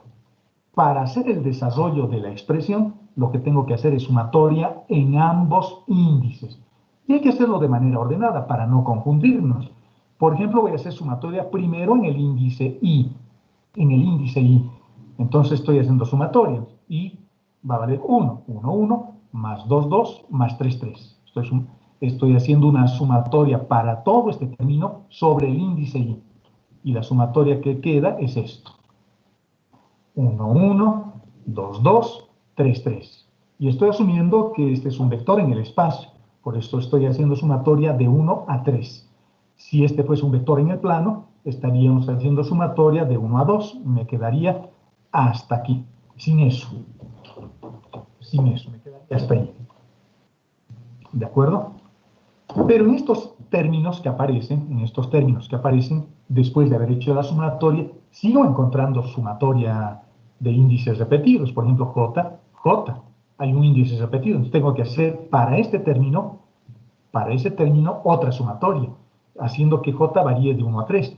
Para este término también. Y para este término también. Tengo que hacer otro desarrollo de una sumatoria. Para el primero, fíjense, por eso los he dejado con rojo. 1, 1 se va a quedar ya como un índice fijo. A ese índice se le llama el índice mudo. Se queda como un índice mudo. Y solamente voy a hacer sumatoria para J. Y J voy a hacer variar de 1 a 3 nuevamente. Fíjense, este término queda aquí. Lo voy a dejar acá. Lo voy a factorizar si ustedes quieren. Y voy a hacer sumatoria en estos otros. En esto donde la sumatoria solo se hace sobre G y sobre el vector. Lo estoy factorizando este término y le estoy haciendo sumatoria para J. 1, 1, 2, 2, 3, 3. Y fíjense que el índice I se ha quedado fijo. El término rojo. Hago lo mismo para el otro. Ahora 2 se mantiene fijo y hago sumatoria para J nuevamente en el segundo término acá. Y este término lo estoy factorizando, ¿no? Para no manejar la sumatoria para ese término en cada uno de los términos de la sumatoria. Lo voy a factorizar si ustedes quieren y hago término para los otros, para G y para el vector, para los vectores de la base natural. O sea, hago sumatoria para J nuevamente, 1, 1, 2, 2, 3, 3. Lo mismo para el índice I igual a 3. Nuevamente hago sumatoria para el índice J, 1, 1, 2, 2 y 3, 3. Fíjense que ahora el índice J está afectando a los vectores y aparecen los vectores de la base. Y agrupando términos semejantes, ¿qué quiere decir? Todos los que tienen en sub 1, todos los que tienen en sub 2 y todos los que tienen en sub 3, obtenemos la fórmula del gradiente. Ese es el gradiente. Qué complicado, ¿no? Es un término que tiene, o es una expresión que tiene 9 términos para una base totalmente general. Donde no necesariamente son unitarios y no necesariamente son perpendiculares entre sí.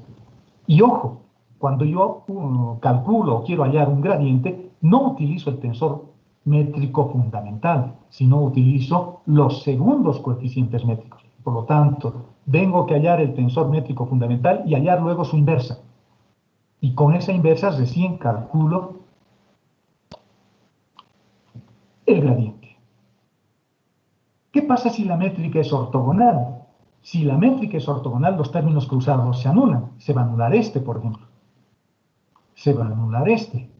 Porque el G21 y el G31, con esos números volados se van a anular, porque la matriz va a ser únicamente una matriz diagonal. No van a haber esos términos. Este tampoco va a haber. Si la métrica es ortogonal, este tampoco va a haber. Los únicos términos que van a aparecer o que se van a mantener diferentes a cero van a ser los términos de la diagonal principal, de la traza de la matriz. Todos esos términos que los estoy pintando con rojos se anulan. Y me van a quedar simplemente el G11, el G22 y el G33. Una métrica más sencilla. Y si la base fuese unitaria, pues estos términos van a valer 1. 1, 1. Si los vectores fueran unitarios, esos términos serían unitarios también. Y eso a mí me hace recuerdo al gradiente en base canónica. Simplemente es la función derivados respecto de x, derivados respecto de y, derivados respecto de z, y expresado como un vector en la base canónica. Fíjense cómo de lo grande hemos llegado a lo particular que es la base canónica, sin desmerecer a la base canónica, porque la base canónica en realidad es la madre de todas las bases, porque estos vectores E sub 1 y E sub 2 y E sub 3 están en base canónica, pero ahora los estoy usando como una base local para hacer lo que estamos haciendo, estudiar geometría y ahora un poco de cálculo. Los invariantes vectoriales, los operadores diferenciales, es cálculo, ¿no? Porque aquí hay derivadas. Y estoy viendo que para derivar una función vectorial en una base diferente y encontrar, por ejemplo, el gradiente, eso es un poco complicado. El gradiente realmente es este. Ese es el gradiente. Y es una expresión con 9 términos. Y fíjense que las derivadas antiguas que teníamos, la derivada de la función respecto de x, ahora ya no están así. Ahora hay que derivar la función respecto de cada una de las variables y multiplicarlos por los segundos coeficientes métricos y multiplicarlo por E sub 1. Es una combinación lineal mucho más compleja. Pero así encuentro lo que sabemos. Encuentro vectores perpendiculares a una superficie, encuentro la dirección donde un vector crece más rápidamente, pero ahora en una base diferente. Puedo empezar a hacer todo lo que he aprendido en cálculo 2, pero ahora con bases locales, con métricas intrínsecas. Interesante. Si la métrica es ortogonal, bueno, la expresión siempre es más simple porque los términos cruzados se anulan. El laplaciano, el siguiente operador diferencial, esta es su fórmula para encontrar el laplaciano. El laplaciano, no se olviden que es el gradiente de una divergencia. Es el gradiente de una divergencia. Es una expresión un poco más compleja. Fíjense, aparece este término. Ese primer término no es más que 1 sobre el jacobiano de transformación. Este es el jacobiano de transformación. Es el elemento de volumen o el elemento de área. Es el jacobiano de transformación. O, como dice en el Chown, el producto del módulo de cada uno de sus vectores. Los factores de escala le llama el Chown. Los factores de escala. Y es 1 sobre h sub 1, h sub 2 y h sub 3. Y nosotros le vamos a llamar la raíz cuadrada del determinante de G, del tensor métrico fundamental. Lo mismo, fíjense, hay índices repetidos. En este caso solo hay un índice repetido, que es I. J también está repetido acá. El rojo, en principio, el índice repetido rojo es I y el índice repetido J que está dentro. Empezamos a hacer el mismo desarrollo que hemos visto hace un momento y si la métrica es ortogonal, se reduce a esa expresión. Sería bueno que en su casa traten de expandir esta expresión y si la métrica es ortogonal, simplificarlo a esta otra. Entonces encuentro el laplaciano cuando tengo métricas más generales. Fíjense que esto era un ejemplo, un problema de los exámenes de cálculo 2, ¿no? Como comentario simplemente. A veces me daban la ecuación de Laplace para saber si una función es armónica. Me imagino que se dan cuenta de lo que estoy hablando, ¿no? La segunda derivada de la función respecto de x 2 veces, más la segunda derivada de la función respecto de y 2 veces, más la segunda derivada de la función respecto de z 2 veces, y nos decían que transformemos la ecuación de Laplace a esféricas, por ejemplo, o a cilíndricas, que era la pregunta típica. Y encontrábamos una expresión más compleja. Encontramos la derivada de la función respecto de R dos veces más 1 sobre R, la derivada de la función, etcétera, etcétera. Encontrábamos, después de hacer mucho trabajo, y transformábamos esa expresión usando criterios del cálculo a coordenadas cilíndricas. Esa es una pregunta de examen que a veces hacían. Ahora lo puedo hacer utilizando métricas intrínsecas, usando esto. Ya no necesito hacer derivación de la regla de la cadena, derivación implícita o jacobianos, nada de eso. Simplemente tengo que encontrar la métrica del espacio vectorial, encontrar sus segundos coeficientes métricos y ya está. Mucho más fácil, ¿no? Mucho más fácil. Parece complejo, pero es simplificar toda la vida esto. La divergencia es más facilita. La divergencia es una expresión donde también aparece este término, que reitero, es 1 sobre jacobiano de transformación en la métrica que estamos estudiando, digamos coordenadas polares. En su métrica será, este término será 1 sobre R, porque ese es su jacobiano de transformación. Si utilizo coordenadas cilíndricas, también será 1 sobre R. Si utilizo coordenadas esféricas, será 1 sobre R al cuadrado por el seno de θ, por ejemplo, todo este primer término. Este término que tengo acá es el jacobiano de transformación. O, como estamos viendo ahora, es el determinante en raíz de la matriz Gram del tensor métrico fundamental. ¿De acuerdo? Bueno, igual, hay que hacer un desarrollo de índices de sumatoria que tendríamos una cosa como esta, mucho más sencillito. Mucho más sencillito. Que I valga 1, que I valga 2, que I valga 3. Hay índices repetidos, por lo tanto será sumatorio. 1, 1, más 2, 2, más 3, 3. Mucho más fácil, ¿no? La divergencia se encuentra de una manera más fácil. El rotacional. El rotacional se define igual que un producto vectorial entre dos vectores, el operador nabla y el vector. Solo que el rotacional tiene sus complicaciones, jóvenes. No coloco las componentes del vector, fíjense. No pongo las componentes del vector que tiene que estar en base natural, en base contravariante, sino que hago el producto escalar del vector con cada uno de los vectores. A sub 1, a sub 2 y a sub 3. No se olviden que este vector está en base canónica. No se olviden eso. Si la base es ortogonal, se reduce a esto, que es una expresión que he puesto más parecido al Chown. Más parecido al Chown. En el Chown va a encontrar aquí h sub 1, h sub 2 y h sub 3, y aquí va a encontrar la componente del vector contravariante por sus factores de escala. Por sus factores de escala. Entonces, en el rotacional siempre es un poquito más complicado. Y estos son los operadores en coordenadas curvilíneas. Y esto es lo que tienen que acordarse de memoria y aprender bien, saber cómo se calcula, porque en la siguiente clase vamos a hacer ejercicios usando estas cosas. Y fíjense que ya puedo empezar a calcular lo que quieran. Puedo hallar el plano, la ecuación de un plano, porque puedo calcular vectores perpendiculares utilizando el gradiente. Puedo calcular el flujo que atraviesa una superficie, un campo vectorial, porque no se olviden que ese flujo es un producto escalar entre el campo vectorial y el elemento diferencial de área, un producto escalar. Vamos a hacer eso también usando coordenadas curvilíneas, utilizando su propia geometría, Entonces, a partir de ahora, el límite es el cielo.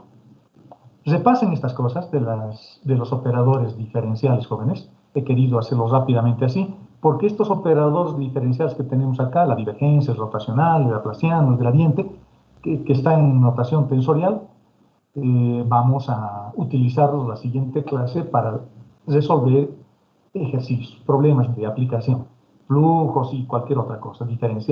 Estudien el gradiente, lo que significa el gradiente, el valor máximo de un gradiente, estudien nuevamente las integrales de superficie, bueno, recuerden lo que han estudiado, porque esas cosas vamos a utilizar ahora utilizando o apoyándonos en geometrías intrínsecas. En su propia geometría vamos a trabajar. Ya no nos vamos a apoyar en la base canónica como lo hemos estado haciendo hasta ahora.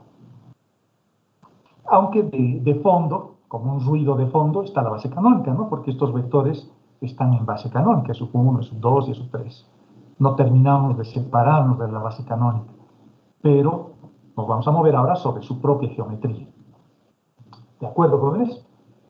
Eso es lo que se estudia en las coordenadas curvilíneas. No es un capítulo largo, es un capítulo corto.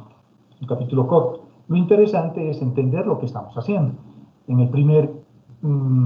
la primera parte, cuando hemos empezado a estudiar las coordenadas curvilíneas, hemos visto la utilidad de estas coordenadas, ¿no? Y hemos dicho que su utilidad radica en que yo desarrollo un modelo matemático que se adecue a la geometría del problema. Ahí estaba hablando de una geometría que tiene que ver con la forma geométrica del espacio vectorial.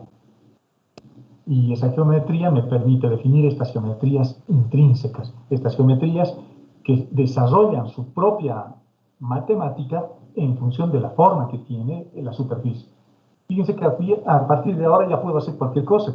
Puedo empezar a medir distancias, por ejemplo, sobre cualquier superficie, sobre cilindros, sobre conos, sobre esferas, sobre paraboloides, sobre hiperboloides. Yo puedo empezar a medir una distancia sobre esa superficie. Y cuando veamos tensores, lo que vamos a hacer es rectificar además esas curvas, vale decir, volverlas lo más rectas posibles, para que yo encuentre la mínima distancia, ya no solo una distancia, sino la mínima distancia.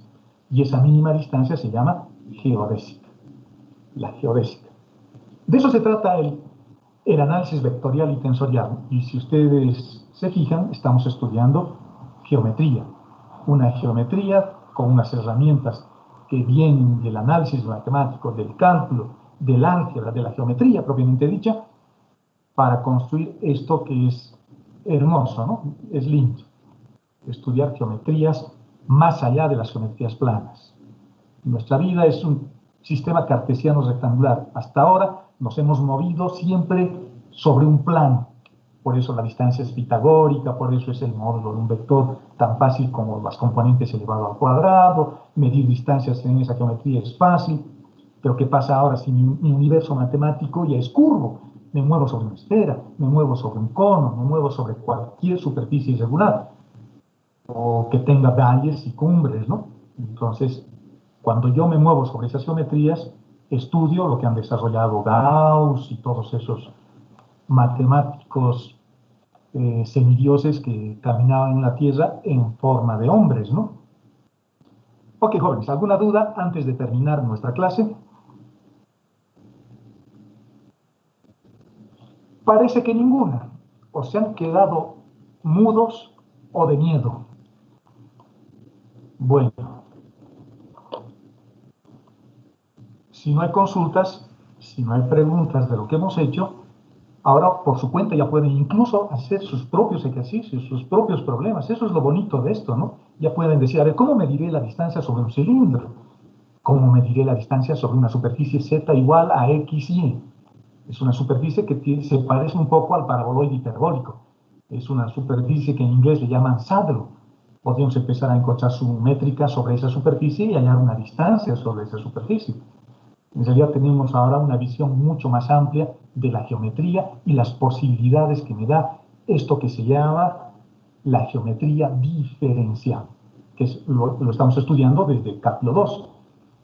Cuando veíamos curvaturas, veíamos torsiones sobre curvas, ¿no? Y cuando hemos extendido la curva a una superficie, cuando hemos tejido una superficie con curvas, empezamos a hablar de geometrías curvas, de espacios vectoriales de dimensión 2, que se llaman espacios de planos tangentes, porque son superficies donde yo puedo apoyar planos tangentes sobre esa superficie. ¿Eso qué quiere decir? Eso quiere decir que la superficie ahora es curva. Cualquier superficie curva es un espacio vectorial de planos tangentes, porque puedo hallar su plano tangente con el gradiente. Lo bueno es que ahora el gradiente lo puedo calcular además en su propia geometría. En su propia geometría. Esto es bien interesante y es bien emocionante. Ok, jóvenes, si no hay dudas, yo me despido hasta el día viernes. Consultas antes de que me vaya. ¿Ninguna? Ninguna. Bueno, espero que me estén escuchando. Hasta el viernes, jóvenes. Disculpe, ingeniero. ¿Sí? Como sugerencia, ¿no podría darnos algunos sitios o canales también para repasar algunos conceptos como el teorema de Green y otros así de manera general? De forma Este canal es bueno, se llama Derivando. Es un físico y les va a hablar de curvaturas, de torsiones y demás cosas. Hay otro sitio que es bien bonito, pero está en inglés, que hablan de tensores, por ejemplo, que voy a buscar, no me acuerdo bien el nombre de ese sitio, donde van a poder ver cosas como estas también. Voy a buscarlos, voy a tratar de bajar algún video y les voy a mostrar también un video donde veamos espacios vectoriales de superficies curvas y qué es lo que significa el tensor, por ejemplo, en ese tipo de superficie. Voy a buscar y les voy a dar, pero pueden empezar con este derivando y vean curvatura en este canal de derivando que es de este físico español y les va a hablar de cosas bien bonitas. A veces les habla de conceptos, no va a las ecuaciones o les muestra solo algunas ecuaciones, pero lo importante es eso, el concepto, porque eso complementa las ecuaciones que estamos viendo. Y fíjense que no es un desarrollo matemático muy formal, no estamos hablando de topologías, no estamos hablando de grupos y esas cosas, que es lo que hacen los matemáticos puros. Nosotros estamos hablando más de geometría y estamos hablando de las aplicaciones que se pueden hacer. Y no es para asustarse. Cuando vayamos a hacer nuestros ejercicios, el siguiente viernes vamos a hacer una clase de puro ejercicios, usando todas estas cosas, y si hay necesidad hacemos otra más para que quede claro, porque lo que a mí me interesa es de que ustedes entiendan lo que estamos haciendo y que tengan además esa seguridad que lo que estamos haciendo lo han entendido, lo han entendido. Para empezar, entonces, un poco contestando la pregunta de su compañera, busquen ese canal en YouTube, se llama Derivando. Tiene varias cosas, algunas que no nos interesan y hay otras que sí nos interesan. Esta nos interesaba porque hablaba de curvaturas y de geometrías intrínsecas. Pero reitero, hay otras geometrías que nos muestran con gráficos y demás cosas bien bonito lo que estamos haciendo. Voy a buscar, no me acuerdo en este momento sus nombres, les voy a pasar el dato y si encuentro algún video que es interesante, igual lo voy a bajar para que lo veamos. Hay algunos videos que son largos, duran media hora, digamos. Tal vez podamos dedicar una clase a ver un video bien interesante y luego discutir el video para que aprovechemos de manera más óptima, digamos, estas plataformas virtuales, ¿no? A veces en clases físicas no podemos hacer eso porque no hay internet o el internet es muy pobre en el curso básico.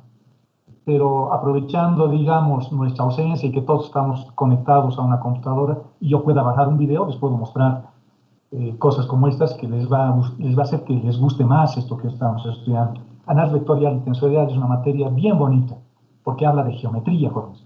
Y la geometría es lo primero que uno aprende desde el colegio, ¿no? Ok, ¿alguna otra duda, alguna otra consulta?